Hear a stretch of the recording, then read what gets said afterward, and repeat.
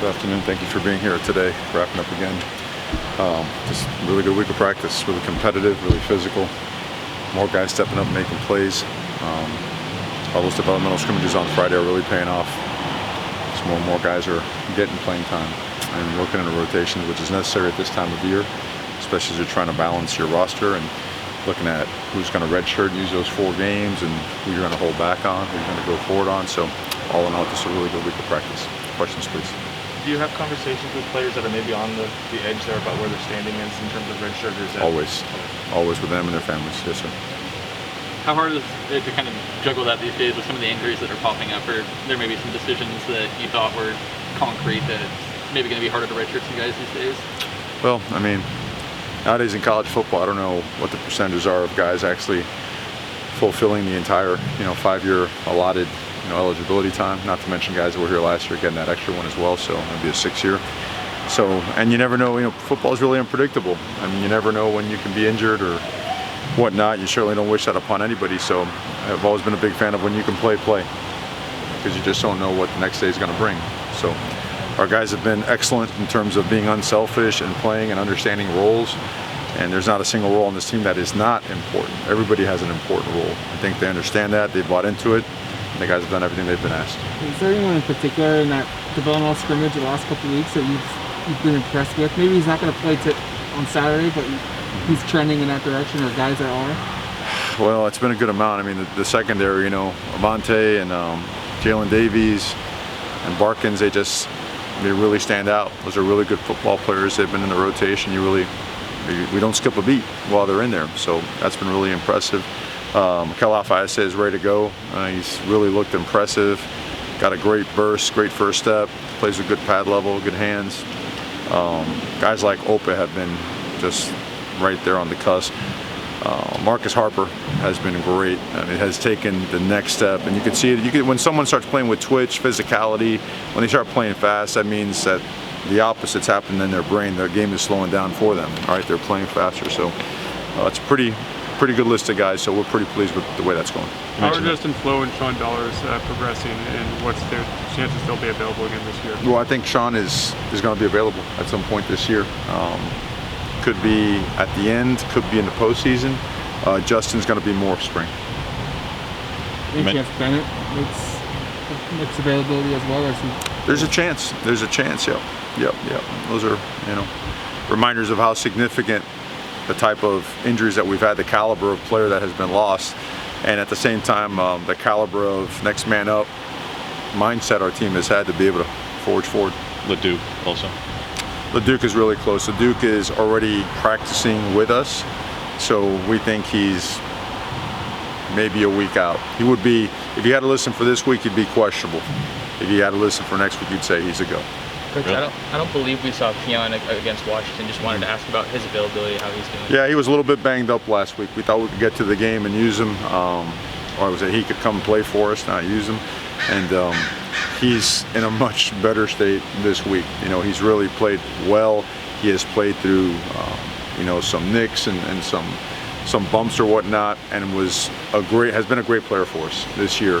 So credit to him and his toughness. He looks like he's back on track. He's ready to go this week. And just staying in the interior, obviously going against some really experienced guys like Lucas at Washington State. What are you seeing from guys like Brandon Dorless and Christian Williams as far as their growth and development this season?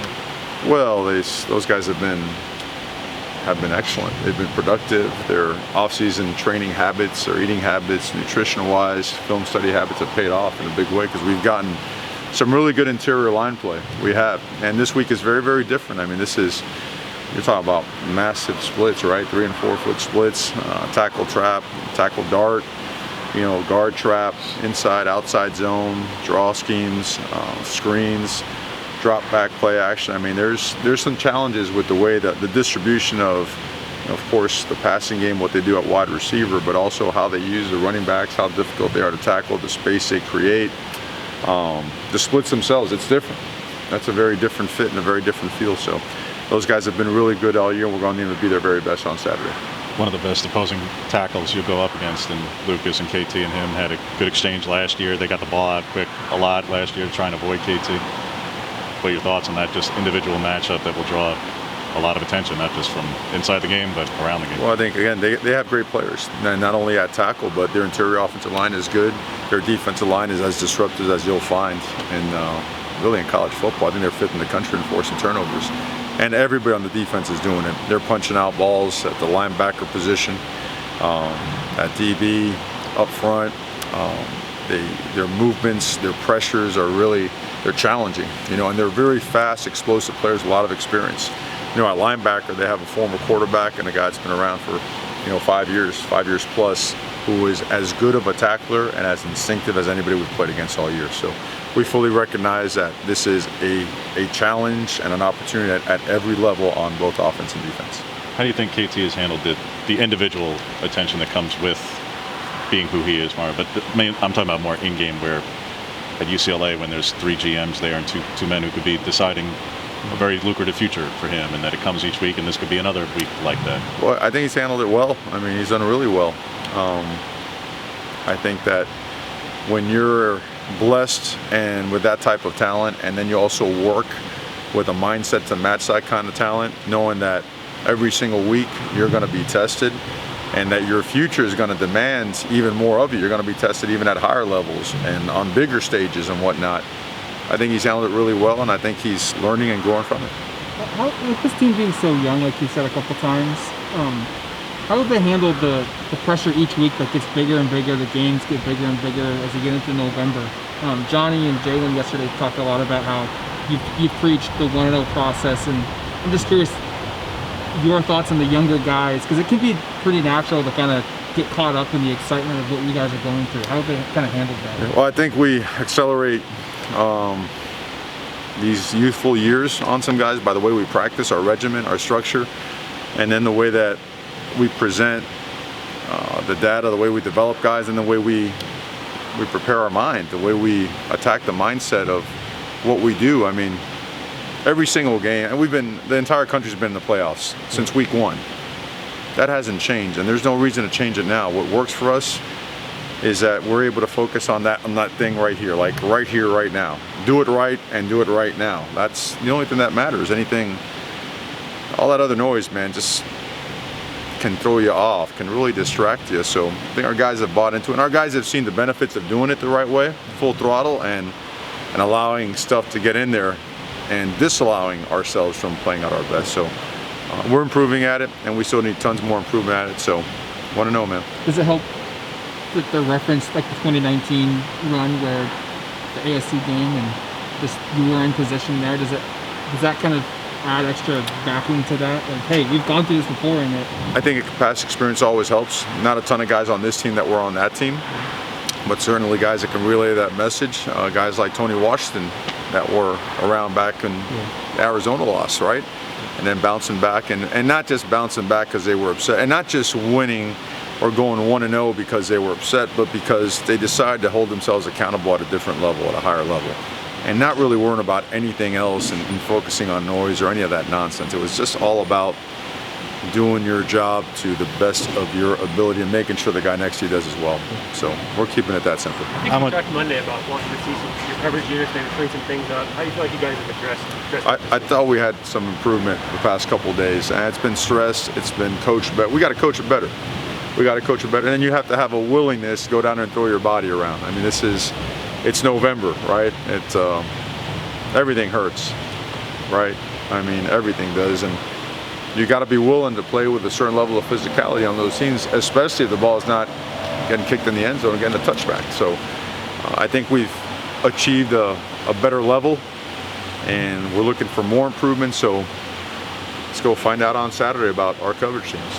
How much further along are the various parts of the secondary, but particularly corner, where go back to the Ohio State game and it's Jamal and DJ playing their first game of the season. They were still pretty young guys, and Quez and Dante played the week before, but they were in one of their first game experiences. And now you're going up against a passing offense that is, I'm not going to say stylistically or schematically, but just passes a lot, like Ohio State does.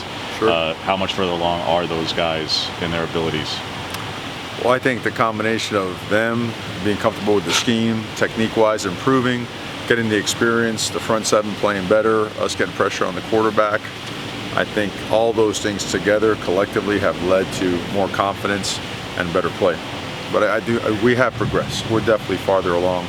Especially if you look at the body of work as compared to the body of work over the last 3 to 4 weeks, there's a significant difference. So that's all we're focused on. We're getting better. We just have to get better. That's the bottom line. In November, you have to keep getting better.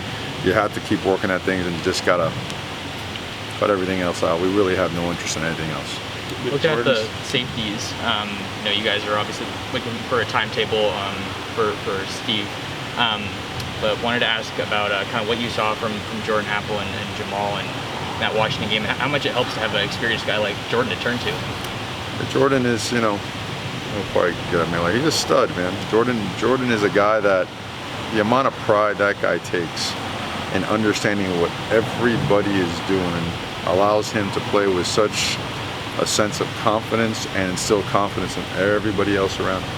And that's what, he's a great example of how a football player should study and learn the game.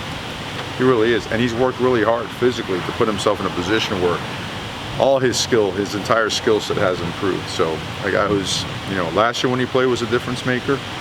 This past week he got in there and was a difference maker, and he's just going to keep making himself and the entire team and the defense better. You're going back to injuries. Is there a chance Drew Mathis gets back this year?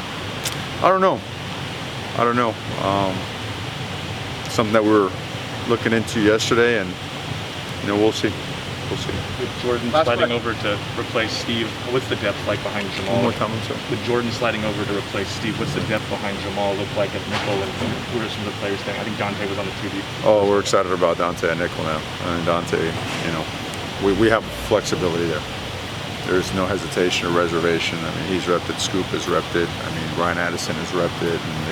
And the way we play field and boundary. There's a lot of overlap, a lot of things that we do. And then we mentioned the young corners before. Who they've seen, let's just say we're ready. We feel good about it. All right, thank you, Coach. Okay, guys, thank you very much. Be safe. Have a good day.